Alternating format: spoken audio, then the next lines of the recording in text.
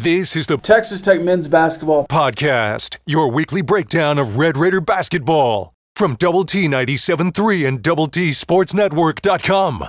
Welcome into this week's first inaugural Double T 97.3 Texas Tech men's basketball podcast. It's currently the unnamed Texas Tech men's basketball podcast. Exciting opportunity with being unnamed because it means you, the listener, can tell us what you want it to be called. We have some options. Mm-hmm. In the past, we've done things under a basketball guise as Talking Ball. And we've also come up with a few names. One of my favorites is Retweet If You're With Us. One of my favorites is Gaslighters. There was also a few other gas-related podcast names. Give yours in the comments of names that this podcast should be named.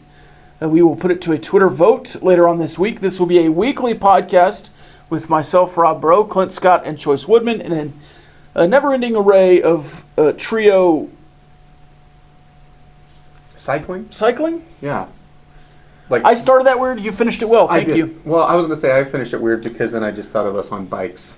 I don't think any of us would make very good cyclers. We could... Nor should any of us be in spandex. If we... That's what they wear. That's true. Yeah. Mm-hmm. Speaking of gaslighters, Rob, obviously you have the start of the season tomorrow night, and then you'll see Bethune-Cookman at home. Friday night you'll also have a game against Northwestern State. So you're diving in, right? And if you're going from the gaslighter, also spandex, if you're going gaslighters as an angle, I want to ask a gaslighting question. Okay. Because I think we're all very high on this basketball team that's coming into the 2024-25 season. You're coming off a terrific year one under head coach Grant McCasland. But when you're looking at like all-time Texas Tech teams, some of the best ones you've ever sported over at the USA and then at the old Coliseum, could this be one of those quote-unquote best Texas Tech teams? Because you got a lot of talent this year. Yeah, you certainly do. And I think when you ask this question, you have to think of where you finish, what you can do in the postseason. Yeah. The best basketball team ever at Texas Tech was when they went and played for a national championship game. I don't think that's really arguable. You had a couple of more teams in the mid-2000s that went to Sweet 16s. You had some more teams even before that ran through the Southwest Conference in 96. 96, won the Southwest, went to the Sweet 16, broke a backboard. I think you're on that level potentially, but none of those teams played in this Big 12, where you have Kansas and Arizona and Houston, and you have 5 teams in the top 10 of the AP poll. Yeah. And you're 7th and not ranked somehow. It's an interesting question. Yes, this could be one of the best teams that Texas Tech has fielded, but it's also like not the best team in the Big 12 this year. How will you quantify that? Because when I look at the Big 12, we all know it's going to be a gauntlet. I mean, you're starting to use like coach speak, and it's a bag of knives, right? And iron sharpens iron. By the way, you play 2 more games this year in Big 12 play, so that should be super fun. But the Big 12 was really good last year. I would argue it got better last year because there were some teams like there were some teams like BYU, some teams like a Cincinnati that I think from what season expectations were, maybe not overperformed, but were better. But then some of the teams that were expected to be elite didn't quite reach that mark in the conference. And I look at this year, and I think all of those teams, including you, got better. And then, oh, by the way, you add in a terrific program in Arizona, a program that could step in and win the conference, and then a Colorado team that is solid, an Arizona State team that is a program that knows how to get to the tournament, and then Utah's here too. But for the most part, I think with the export of Oklahoma and Texas, who are also obviously very solid programs, you are bringing in a team in Arizona that I think makes it more challenging. And then everyone else, like I said, like Iowa State, I think will be better. Baylor will be better. I think Kansas will be better than what they were last year. And then, of course, we all know what Houston was, who, even though they got dinged up at the end, Houston was a monster. So you're looking around at all of these opponents, and I'm probably leaving off some like Cincinnati. That's a ranked team that they got better. I think UCF proved that they could hang in the Big 12. I think they'll be better. And you're just looking around going, man, everybody could lose to everybody, and we're used to that at this point. Yeah, so when you're talking about best team ever for Texas Tech, yeah, if they go, 15-5 in this Big 12, and you're in the mix for a Big 12 title championship, I think they went 14-4 in the Big 12 when they won a Big 12 title. Shared it with Kansas State. Mm-hmm. Another team that I think will be better this year. Another team that should be better this year. But yeah, I think that's going to be a really good season for this bunch. And then obviously, legacies are made in the postseason. Yeah, sure, and that's where you're going to define a lot of it, if you're being honest. Let's talk about the roster that we will see. I wanted to ask you first. Let's go new faces. Okay. Who are you most excited to see on the court this season from a new face perspective? I mean, the easy answer here is JT Toppin. I think he is an electric addition to this roster. From talking to some people, he's plays bigger even than they expected. He's going to be the 5 in some rotations, and they're going to be able to play small with him, and he's going to be able to protect the rim. The rebounding should be better with him in there. Mm-hmm. I think Elijah Hawkins is really interesting. That's my pick, by the way. I'll let you talk about him. Well, I think, okay, so what I love, and these are two guys that really, are great examples of this. I think to be a great coach, especially in a great league, it's not just like what can you do with the guys you have, but roster analysis is such a huge part of that. And of the things you were really good at last year, there were plenty of things that you weren't very good at. And I think one of those where you had issues on the inside and sometimes you had issues rebounding. And so you went and got guys like JT Toppin, Federico. You went and got big bodies. But then also something that I think you struggled with at times was how fluid your offense was or wasn't. And part of that is because you haven't had, and I would also argue that this is something that is just hard to find in college basketball, but you haven't had a true point guard who can really be a general on the court. And now, by the way, I think you actually have 2 of them. And you have an experienced one, you have a freshman one, Christian Anderson as the freshman, but then also Elijah Hawkins. And that may be not giving him enough credit. It's just something that he's really good at. I mean, second in assists last season in college basketball. I believe the active career assist leader in college basketball. But, by the way, he can play defense and he can also score it. And so I look at him and go, obviously JT Toppin will make an instant difference on the court, but I think Hawkins can do the same and is also coming in as a guy that can possibly be an extension of Coach McCaslin. So that's the 2 starters probably that are newcomers. Mm-hmm. Potentially you could see like a Kevin Overton or somebody else starting. Yeah. Is there a guy kind of off the board? Federico could still start at center if you're not starting JT Toppin there. Mm-hmm. Is it Federico that is maybe 3rd on the list, or is it Kevin Overton? Or you mentioned Christian Anderson, who, again, true freshman, but didn't play like a true freshman this summer when he's winning basically the mini Olympics there with Germany. Yeah, I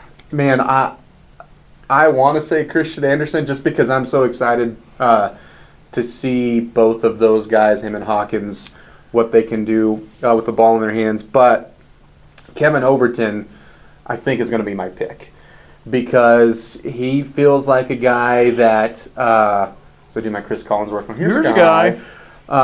Coming in as a sophomore, right, and just showed as a freshman at Drake this high potential. He already has starts under his belt. He's already helped lead, been a guy on a team, and now is going to have to adjust with a different role because you look around and there's a lot of guys here that are used to being the guy or a guy, and somehow the roster will shake down where you will kind of find your hierarchy on the court. But Kevin Overton's coming with a lot of years left to play. And so this is a pick not just for this year, as kind of your wild card, if you will, but also hopefully a guy that you can keep around and get a few really good, productive years out of. And so just another guy that can score the rock. Yeah, it'll be really interesting to see. I think Hawkins for sure is starting. I think Darian Williams is for sure starting. I think JT Toppin is for sure starting. Who plays the 2? As you kind of have a more defined offense, maybe you have a more defined set of rules. Now you're back with position basketball instead of positionless basketball that you've had. Because it's either Kevin Overton, who you're just talking about, who's a great catch-and-shoot guy, another great catch-and-shoot guy, Curran Walton, who I think improved defensively last year, and then you have Chance McMillan. Now, if JT Toppin is the 5 and Darian Williams is the 4, then you're playing 2 of those 3. Yeah. If Federico's the 5, then you're going to play 1 of those 3. And that's not to mention, how does Devin Cambridge fit in the mix? Who Certainly should be back from injury? That was a penciled-in starter last year, and through 8 games showed you why he was a big addition from Arizona State. So he's going to play a huge factor in that decision. When you're throwing out those names of guys that I would guess would be in the starting lineup at one of those spots would be Kerwin. And the reason you pointed to it, one, obviously we know what kind of sniper he is, but he made a took a huge step, I should say, as an all-around player last year, which I think is really big for what McCaslin wants. But then also it's hard to keep his shooting ability off the court when he is not only the best shooter on your team, but will have a case if we have the season that he thinks he can have as maybe the best shooter in the league, at least a top 5 type of guy. When you're shooting consistently in 40 and up percentage-wise from deep, that's big. And then, you can defend, you can pass, you can drive, and he showed you all of those things last year. Plus, just penciling in the starts that he's already had under Grant McCaslin, I do think is something that you can trust. Not that you can't trust the other guys yet, but sometimes what's known you'll lean to a little bit more, and I think that Kerwin Walton provides that. And then you look at that, and then you also go, well, what kind of step can he take this year? Because you took a big one last year. I just can't see it being as big of a leap from year 1 to year 2. Yeah. But anything towards that direction is just going to make him, that much better and that much more dangerous for the team scouting him on the other side, who are going to see him week in and week out in the Big 12. So we mentioned Devin Cambridge there. Chance McMillan, Kerwin Walton, Darian Williams. Those are your guys coming back. There's also, Yalaho. Emily Ulaho. I'm glad you said that because... Is he a guy that could make an impact this year? He'll be in a very, very interesting watch. Because you also go, who could get a red shirt in here? And Ulaho, boy, he had some big moments for you last year when you really needed him to. And that was... you can say all freshmen are young, but he really was a young freshman coming into last year. And I think he is a player that we saw not completely grow up, but grow up a lot in front of our eyes. And if I use the term wild card, I think it absolutely applies to him because now, he saw time last year because you were lacking bigs and had some injuries, you had some players not work out, you had different scenarios, and he was almost forced into having a role, but I think he responded really well. And so now you have this almost surplus of long guys, athletic guys that already have a lot of history in their game of rebounding and defending and all of these things that you're hoping he will grow up and be, and hopefully, maybe be as a sophomore, but he is a big kid and has a good skill set. He's not a one-trick pony out there. You kind of saw the awkwardness of being a freshman on the court. It doesn't always look very smooth, and it got better. And so if he's continuing to trend in the right direction just from a player development-wise, who says he can't see the court this year, right? And so it'll be interesting to see how much he can wedge a role in between some of the other names you've already thrown out as far as bigs. Yeah, and I think JT Toppin probably has a chance to play 30-plus minutes. Mm-hmm. I don't think Federico will. I think he'll play 15 to 20. Yeah. And then Devin Cambridge, what is he doing off an ACL? Is he playing 20 minutes? Mm-hmm. I mean, there's some time there for Yalaho to play 10, 15 minutes a game. And obviously, if you're going big, if you're going small, then maybe not. And this is something that is interesting with this roster, is it really does feel like you have the option to do either. And it helps whenever you have Darian Williams and his versatility as a basketball player, and that he can give you tough minutes. I mean, he's always tough, but he can give you tough inside minutes. He can drive. He can help, facilitate an offense, not as a true point guard, obviously, but as someone that you can work the offense through. And he's a guy that just seems like equally comfortable to play on the perimeter as he is down low, and that helps with that, where you can, you're going to be the big version of our small ball, or hey, we're going to put you more as like what we think of a small forward type would be. And something that was interesting that you said is, it is moving more and more towards positionless basketball. But if you were to think old school, like 1, 2, 3, 4, 5, you have a roster that can do that, and that's very exciting. Yeah, this roster is much more defined than it has been in many seasons. You go back to the Beard era, they were really all in on positionless basketball. I think it peaked in Mark Adams' first season as the Sweet 16 team was all 6'5", 6'6". It was like you're 6'5" to 6'9". Kevin McCullough's playing point guard. Terrence Shannon's playing the 2. Adonis Arms is out there at the 3. They're kind of flipping back and forth. Who's guarding who? It doesn't matter. Everybody can guard 1 through 5. And then Bryson Williams is out there 6'8", but playing center. So I think there was that was kind of the peak of the positionless basketball. You didn't have a 1. You had 4 threes and a 4. Right. Basically on that team. Yeah. And it worked. It really worked. But it doesn't always. And so I think you've kind of gone back to a more defined roster. I mean, Elijah Hawkins listed on the roster at 5'11", 160. If defenses are going to try and force him to shoot instead of pass, they're just going to cut off passing lanes and force him to drive and shoot. He's got to be able to score. But if he can do that, or if he can pass anyway, you're going to be really good. I also think, and you can put Hawkins in this list, I mean, you can put Williams, you can put Toppin. It will be very interesting to see where you go the first time you get in a scenario of who gets the last shot for you. Because it seems like you've got a handful of guys, and again, this feels different from last year, that can create their own shot. And I think depending on like an Overton, where he's at, and same thing with McMillan, where they're at this year. Yeah, and Walton. Could they fit their names into that conversation? Those are just the first 3 I threw out. And do you need a 3 or a 2?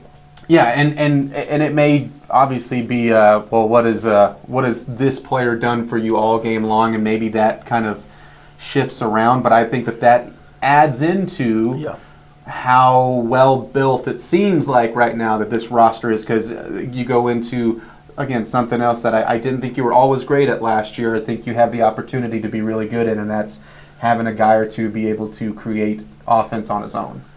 All right, that's a look at the roster. Let's take just a minuscule look at the Big 12. We can do this all season long.